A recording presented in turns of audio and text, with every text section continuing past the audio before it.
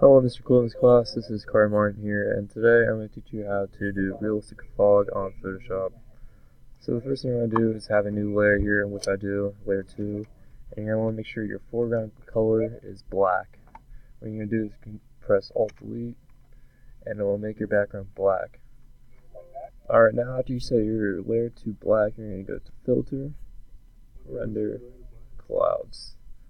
Now with these clouds layer, you can see a fog effect starting to occur, but to enhance the fog, you're going to go to Gaussian blur. Now when you have Gaussian blur, you really don't want the thing too high, as it will give too much of a gray, not too much of a fog effect. So you want to go a little more simpler, go around with, like, I don't know, an 8. And then next you're going to also want to do a blur. This one's going to be a motion blur. Now, I already have the angles and distance preset, but the angle you realistically want it closer to 0, so let's just say 1, and then the distance you want it relatively low, to like around 20. Alright, next thing you want to do is make sure you're on the layer 2, and go to Filter, and Convert for Smart Filters, yes. And the reason why you do that is so you can go back to your Gaussian and your motion blur up here. And now what you want to do with this layer is to add a effect on it.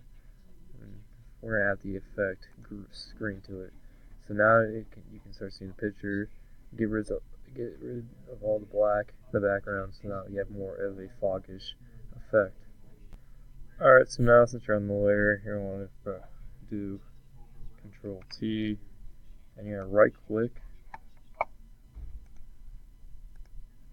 Alright, hold on. Control T, right click, perspective, and you may want to zoom out, and it's going to stretch your fog into the position where you want it. Right now, for this picture, we're going to make it above the lake, a little above the horizon line, so you have some comfort room. So you can just mess around with that, put it wherever you want. You want to stretch it out, give more of a broad effect to the fog. Alright, and after you do that with your fog, you're going to press Enter, and you add a layer mask to the layer, and press Control I to inverse the layer. Alright, now since you have the layer inverted, you're going to press B for brush, and now what you can do with this, you want to set your opacity around, let's say 50% for now, and make your brush size for this part relatively small. You can adjust that to brackets, and you want to make sure your hardness is at absolutely 0.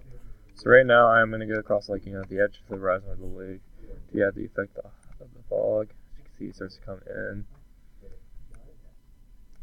Just go around, dab it in.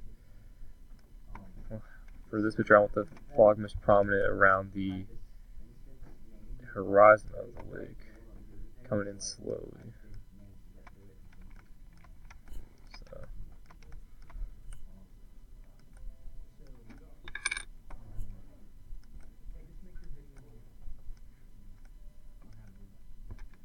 And then to get a little more of an even better effect, say let's just bump it down to about 25 opacity, and make your brush slightly larger, and start filling in the areas you've already done, maybe a little bit extended to it.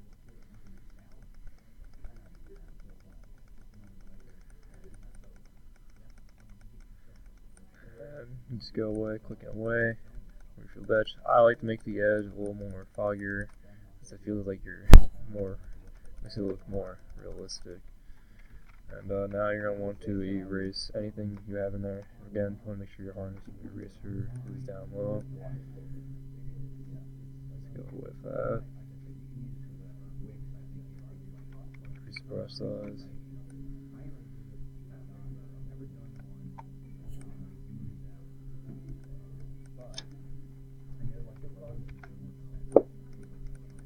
Go back to brush, may add a little more.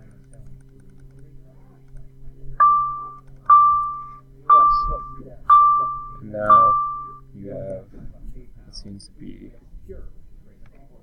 realistic fog. drawn.